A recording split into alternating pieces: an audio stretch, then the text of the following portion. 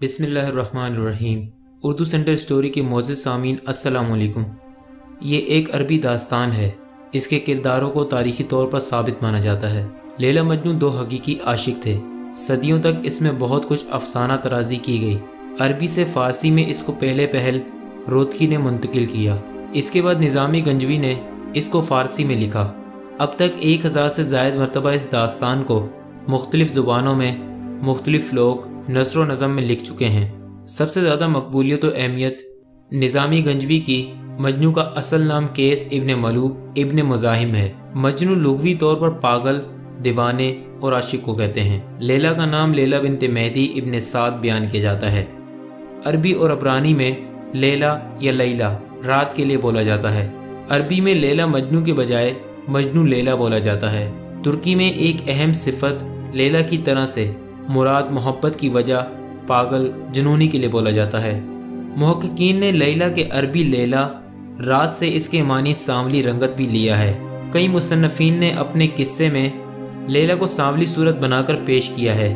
مشہور ہے کہ لیلا کالی یعنی سیاہ رنگت والی تھی، لیکن اگر لیلا کو عربی النسل بیان کیا جاتا ہے تو اس طرح لیلا کا کالا ہونا ایک خلاف واقعہ بات ہوگی۔ بچپن میں قیس اور لیلا دونوں اپنے قبیلے کی بکریاں چراتے تھے اور ساتھ بیٹھتے اور آپس میں باتیں کرتے۔ اس دوران انہیں ایک دوسرے سے محبت ہو گئی۔ نظامی گنجوی نے قصہ لیلا مجنوں کے مطابق لیلا اور مجنوں بچپن میں ایک ہی مدرسے میں پڑھنے جاتے تھے۔ ان میں باہمی الفت پیدا ہوئی۔ مجنوں کی توجہ تعلیم کے بجائے لیلا کی طرف رہتی، جس پر استاد سے اسے سزا ملتی، مگر استاد کی چھڑی مجنوں کے ہاتھوں پر پڑتی اور درد لیلا کو ہوتا۔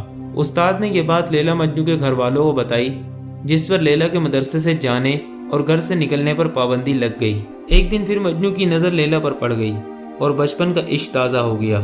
مجنوں نے لیلا کا ہاتھ مانگا، مگر لیلا کے باپ نے انکار کر دیا۔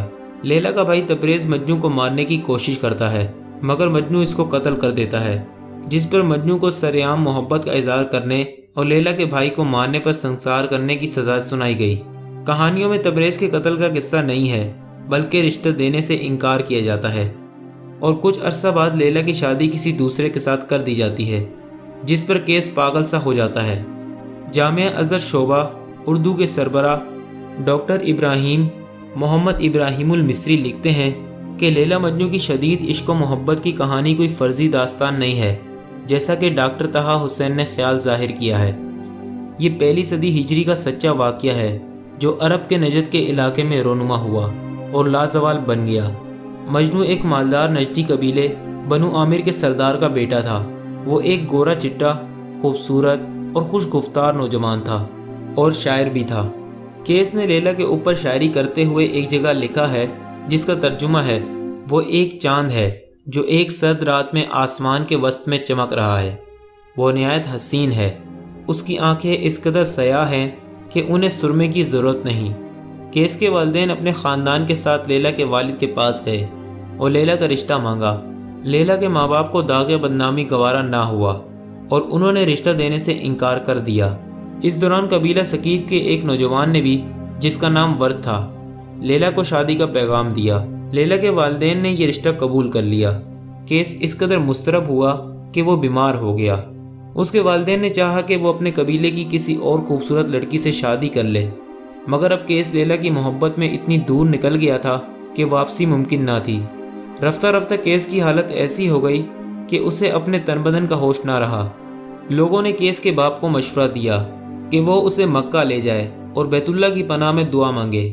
قیس کا باپ الملو اسے لے کر مکہ گیا اور حرم شریف میں اس سے کہا کہ غلاف کعبہ سے لپٹ کر لیلا اور اس کی محبت سے نجات کی دعا مانگے۔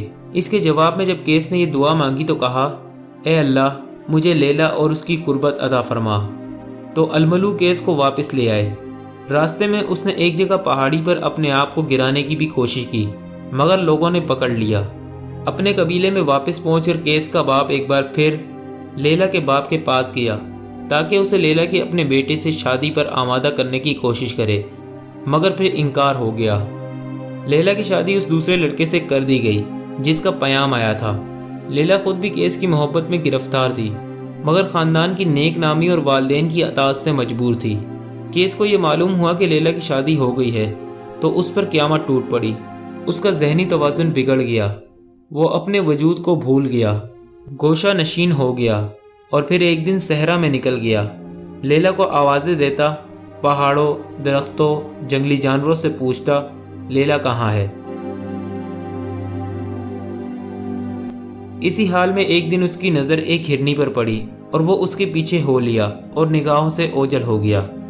اس کے گھر والے صحرا میں اسے ڈھونڈتے رہے۔ چوتھے دن وہ انہیں ایک پتھریلی وادی میں ریت پر مردہ پڑا ملا۔ روایات کے مطابق لیلا بھی شاعرہ تھی اور یہی چیز ہے جس نے اسے محبت بھرے قصے کو ایک المیہ بنا دیا جس کے لیے دل اور آنکھیں روتی ہیں۔ یہ ممکن تھا کہ یہ محبت شادی کے ذریعے ان کے اجتماع پر اور خوشیوں بھری زندگی انہیں حاصل ہوتی، مگر تقدیر کے آگے تدبیر کا کہاں بس چلتا ہے۔ انسانی عشق کا یہ قصہ عشق الہی تک پہنچانے کا ذریعہ بن گیا۔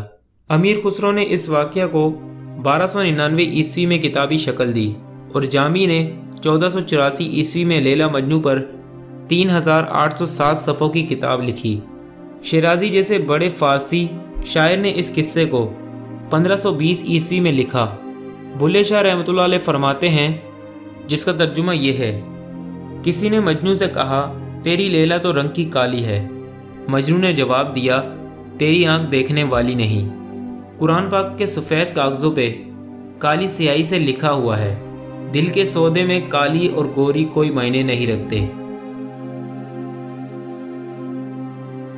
مزید ویڈیوز دیکھنے کے لیے میرے چینل اردو سینٹر اسٹوری کو سبسکرائب کر لیں اور ساتھ میں موجود بیل آئیکن کو پریس کر دیں تاکہ نئی آنے والی ویڈیوز کا نوٹیفیکیشن آپ کو ملتا رہے۔ جزاک اللہ۔